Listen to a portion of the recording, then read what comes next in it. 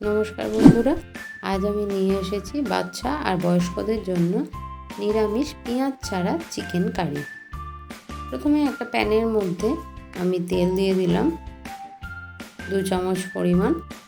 এবার এই তেলের মধ্যে একটা শুকনো লঙ্কা দিলাম, একটা তেজপাতা, অল্প দারচিনি আর ছোটো এলাচ। এবার 1 চামচ পরিমাণ গোটা জিরে আমি দিয়ে দেবো।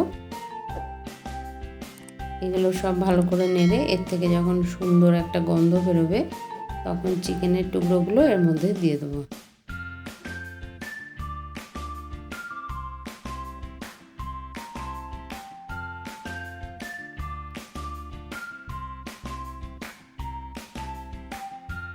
এবারে আমি অল্প 1 ইঞ্চি আদা আর একটা টমেটো আমি মিক্সিতে পেস্ট বানিয়ে রেখেছি, সেইটা এর মধ্যে দিয়ে দিলাম। এবার এই মশলা দিয়ে আমি মাংসটা ভালোভাবে কষাবো।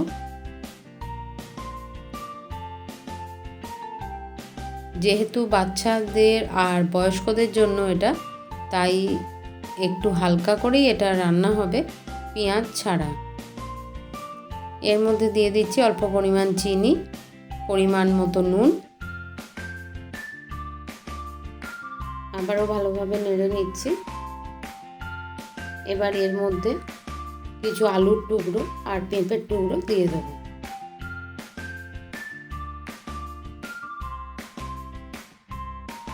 এগুলো এর মধ্যে ভালোভাবে নেড়ে নেব।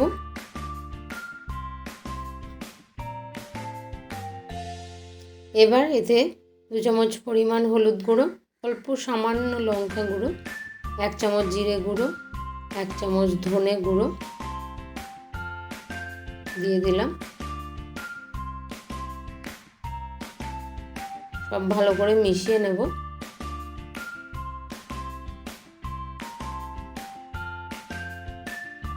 ভালো করে মিশিয়ে নেওয়ার পর এবার 2 চামচ পরিমাণ দই আগে থেকে ফেটিয়ে রাখা, সেটা এর মধ্যে দিয়ে দিলাম।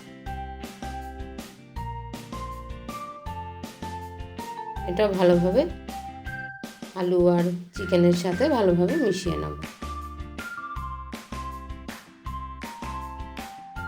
খেতে টেস্টি হবে, কিন্তু বেশি রিচ হবে না। ভালো করে এটা কষাবো। যখন অল্প তেল ছেড়ে দেবে তখন গরম জল এর মধ্যে দিয়ে দেবো।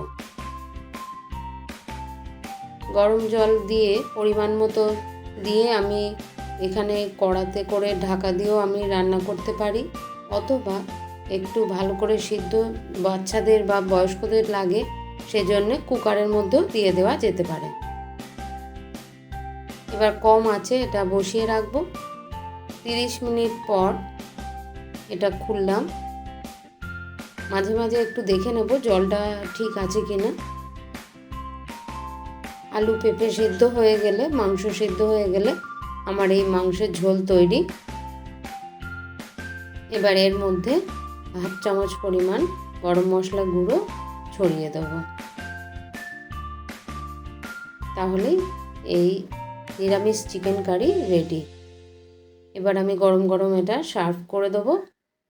ভাত অথবা রুটি দুটো দিয়েই এটা খাওয়া যেতে পারে। ভিডিওটা কেমন লাগলো অবশ্যই আমাকে কমেন্ট করে জানাবে, আর যদি ভালো লাগে তাহলে অবশ্যই সাবস্ক্রাইব করে আমার সঙ্গে থাকবে। তাহলে আজ এই পর্যন্তই। সুস্থ থাকবে, ভালো থাকবে। ধন্যবাদ।